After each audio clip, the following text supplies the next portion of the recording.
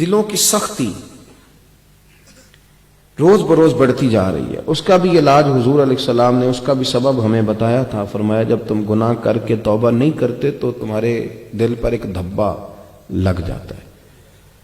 اگر تم توبہ کر لو تو اللہ اس کو صفائی دے دیتا ہے، پر اگر ایک اور گناہ کر لو تو دھبا ایک اور لگ جائے گا. پھر اس طرح ہوتا ہے کہ ہمارا دل کالا سیاہ ہو جاتا ہے. تو پھر جتنا بڑا اچھا قاری بھی قرآن مجید پڑھے اس کا اثر نہیں ہوتا. کامل ولی کے پاس بیٹھ کے بھی لوگ محروم رہ جاتے ہیں، کیونکہ اندر ہی ہم دیکھیں نا، بارش تو برسے گی پر کسی بندے نے اگر پتھر لگوایا ہو اپنے سین کے اندر تو وہاں پھر پھول کیسے ہوگے گا؟ تو یہاں اندر بھی تو زمین کا کچھ زرخیز ہونا ضروری ہے. تو میرے بھائی، دل کی سختی، اس کا علاج ضروری ہے، اس پر توجہ ضروری ہے، اس کا خیال کرنا ضروری ہے. سارا زور لگا دیتے ہیں اپنے کپڑوں کے استری کرنے پر اور اپنے روپ کو نکھارنے پر. تھوڑی سی توجہ اگر دی جائے نا، اپنے من میں ڈوب کر پا جا سراغ زندگی. چل تو اگر میرا نہیں بنتا، چل تو اگر میرا نہیں بنتا، چل تو اگر میرا نہیں بنتا، اور نہ بن اپنا تو بن، اپنا ہی بن جا، اپنے ساتھ ہی اچھا سلوک کر لے. تو میرے بھائی، نبی پاک علیہ السلام کی بارگاہ میں صحابہ نے باقاعدہ اس کو مرض کے طور پر پیش کیا. حضور ہمارا دل سخت ہو گیا، اور یقین کریں آج تو بڑے سخت ہو گئے تھے. کڑواہٹ چھلکتی، تلخی ہے، اس کو بطور مرض کے صحابہ نے پیش کیا. ایک نے عرض کی، یا رسول اللہ صلی اللہ علیہ وسلم دل بڑا سخت ہو گیا ہے، کوئی علاج بتا دیں. تو حضور علیہ السلام، ذرا بات پر غور کرنا. آپ ہمارے ہاں نا ایک یہ رٹا یہ بھی پڑ گیا کہ آپ نظر کریں. بھئی نظر، یہ نظر ہی تو ہے جو آپ کو سبب بتایا جاتا ہے. اب نظر کا آپ نے کیا معنی کیا ہوا ہے؟ نظر کا کیا مطلب ہے کہ آپ کے حصے کی نماز پیر صاحب پڑھ لیں؟ نظر کا معنی کیا ہے کہ آپ کے حصے کا روزہ حضرت صاحب رکھ لیں؟ کیا معنی ہے نظر کا؟ زکوٰۃ آپ اپنے پیسوں سے دیں گے کہ وہ آپ کے حصے کی پیر صاحب ادا کر دیں؟ نظر کا معنی سمجھیں، یہی نظر ہے جو میرے رسول پاک کیا کرتے تھے. یا رسول اللہ دل سخت ہو گیا تو اللہ کے محبوب نے فرمایا کوئی یتیم بچہ مل جائے نا، اس کے سر پہ ہاتھ پھیرا کر، رب تیرے دل کو نرمی عطا کر دے گا. علاج بتایا حضور نے، مشکات میں موجود ہے. یتیموں کے سر پہ دست شفقت پھیر. یہ نظر حضور نے ہی فرمائی ہے، لیکن فرمایا جا کے پہلے تلاش کر، پھر اس سے پیار کر، تیرا دل اللہ نرم کر دے گا.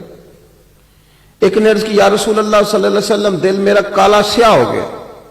حضور میں بڑا بے چین ہوں، بے قرار ہوں، تڑپتا ہوں، روتا ہوں، دل کی سختی نہیں جاتی. تو محبوب کریم علیہ السلام نے انہیں یہ علاج بتایا. فرمایا تو کثرت سے قرآن پاک پڑھا کر، تو کثرت سے قرآن پاک پڑھا کر. اب میں ان دو حدیثوں کو پڑھتا تھا تو میں کھو جاتا تھا. میں سوچتا تھا کہ یہاں جو حضور نے فرمایا ہے کہ قرآن پاک پڑھو، تو اس کو کہہ دیا یتیم کے سر پہ ہاتھ پھیرو. تو دونوں کو ایک علاج کیوں نہیں بتایا؟ کچھ اور علاج بھی ابھی میں آگے بیان کروں گا. تو یہ اس کو کیوں کہا کہ تو قرآن؟ مجھے یوں لگا کہ جیسے نا یہ بندہ زیادہ پڑھا لکھا نہیں تھا، تو اس کو کہہ دیا چل تو یتیم کے سر پہ ہاتھ ہی پھیر لیا کر. اور یہ قرآن جانتا تھا، یہ قرآن کے مفاہیم جانتا تھا. پتہ تھا کہ سورہ ہود پڑھے گا تو تڑپ جائے گا، پتہ تھا کہ سورہ ملک پڑھے گا تو روئے گا. اس کو کہا قرآن پاک پڑھ، تیرا دل نرم ہو جائے گا. اور یہ کچھ پڑھا لکھا نہیں تھا، تو فرمایا تو یتیم کے سر پہ ہاتھ پھیرا کر. ایک شخص نے عرض کی، یا رسول اللہ صلی اللہ علیہ وسلم دل بڑا سخت ہو گیا. تو فرمایا نبی پاک نے زنگ لگ گیا، اور زنگ اتارنے کا اللہ بھی ہوتا ہے، وَسِقَالَةُ الْقُلُوبِ لِذِكْرِ اللَّهِ.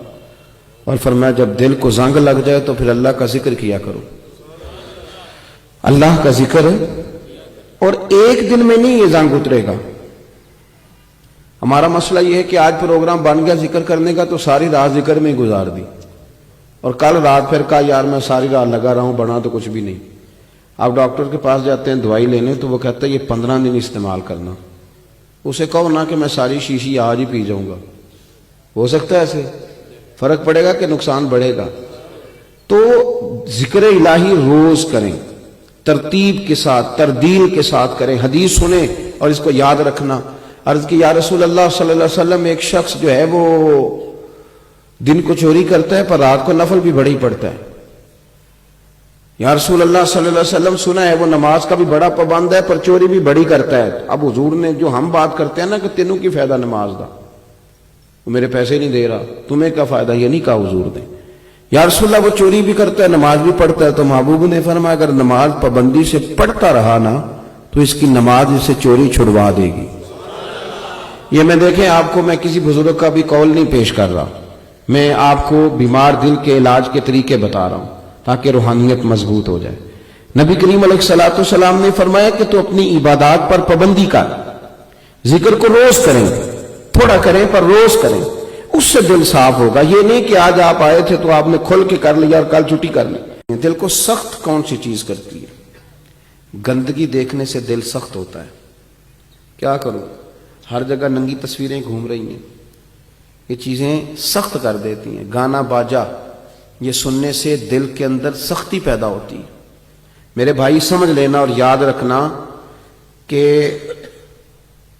بے حیائی اور فحاشی کے تمام کام دل کو سخت کرتے ہیں۔ زیادہ ہنسنے سے دل سخت ہو جاتا ہے، سخت ہو جاتا ہے، اور بہت سارے لوگوں پر تنقید کرنے سے، طنز کرنے سے بھی دل سخت ہو جاتا ہے۔ کثرت گناہ سے بھی دل، امام شافعی سے کسی نے کہا حافظہ کمزور ہو گیا ہے تو فرمایا گناہ چھوڑ دے، علم اللہ کا نور ہے، گناہ گاروں کو نہیں دیا جاتا۔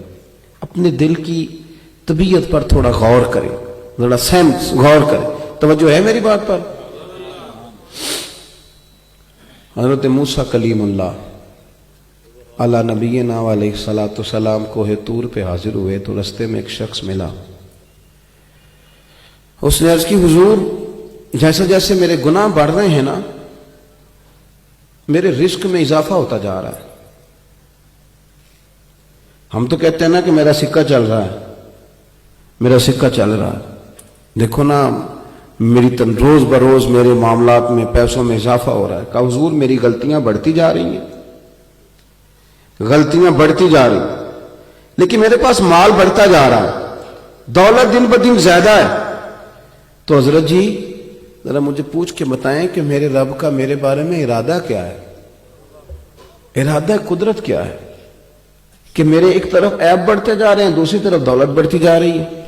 حضرت موسیٰ کلیم علیہ السلام نے اللہ کے حضور عرض کی مالک تیرا بندہ سوال پوچھتا ہے کہ گناہ میرے روز بروز بڑھ رہے ہیں اور اس کے ساتھ ساتھ اے اللہ رزق میں بھی اضافہ ہوتا جا رہا ہے، تو ماجرا کیا ہے؟ تو رب کریم نے فرمایا کہ اسے ابھی بھی سمجھ نہیں آئی، اسے ابھی بھی سمجھ نہیں آئی۔ وہ جو میں نے اس سے صبح کی دعا کی لذت لے لی ہے تو وہ میری سزا ہی ہے، جب تہجد کے نفل چھوڑ گیا تو یہ سزا ہی ہے، یہ جو اب وہ مسجد کی حاضری نہیں دیتا تو یہ سزا ہی ہے۔ آپ یقین کریں بھائی، جب لوگ غریب ہوتے ہیں تو بہن کا پتہ لینے جاتے ہیں، جب لوگ غریب ہوتے ہیں تو وہ گھنٹہ گھنٹہ ماں کی قبر پہ بیٹھ کے قرآن پاک پڑھتے ہیں۔ جب وہ غریب ہوتے ہیں تو غریب کا دکھ، کسی کے گھر میں کسی کا انتقال ہوتا ہے تو رو پڑتے ہیں، لیکن پھر سیانے ہو جاتے ہیں، پھر مالدار ہو جاتے ہیں، پھر کبھی کبھی فنکار ہو جاتے ہیں، پھر اداکار ہو جاتے ہیں، پھر ان کا لب و لہجہ بدل جاتا ہے، پھر دل کی سختی بڑھ جاتی ہے، پھر یہ کہتے ہیں کہ اب ان کو تو عقل ہی نہیں ہے، یہ تو شعور والے نہیں، یہ تھوڑی محنت کرتے تو یہ بھی آگے نکل جاتے، پھر لوگوں کے عیب دکھائی دینے لگتے ہیں، پھر روحانیت ختم ہوتی ہے، دل کا ذوق تباہ ہوتا ہے۔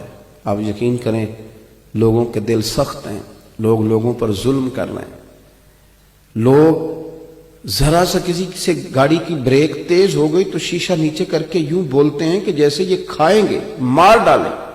ایک دوسرے کے لیے دلوں میں روز بروز نفرتیں جنم لے رہی، طبیعتیں سخت ہو گئی، بچے ماں باپ کے حق میں، ماں باپ بچوں کے حق میں، جو بڑے قربت کے رشتے تھے وہاں دراڑیں پڑنے لگی ہیں، ہمارے اندر کے روگ بڑے واضح ہو کر سامنے نظر آنے لگے ہیں۔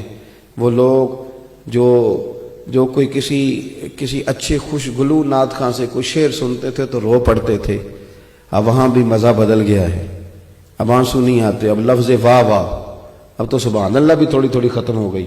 اب تو ہمارا رویہ جو ہے وہ اس قدر عجیب و غریب آیا ہے کہ وہ محسوس ہی نہیں ہوتا کہ یہ کوئی مذہبی ماحول ہے کہ یہاں کوئی طبلہ سرنگی کا مزاج چل رہا ہے۔